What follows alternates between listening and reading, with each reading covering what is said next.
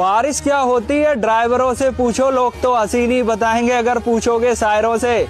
कभी तिरपाल में पानी जाता है तो कभी ब्रेक लगाने पर फिसलन होती है टायरों से, तो कभी इंजन में पानी जाने का डर, तो कभी एक्सीलेटर से ज्यादा गाड़ी का वाइपर चला करता है। और लोगों के लिए होगा बारिश रोमांटिक मौसम, ये तो ड्राइवर की जिंदगी के रास्ते में सफर को धुंधला करता है। बादल को बरसने से, बिजली को चमकने से कोई भी रोक न पाएगा।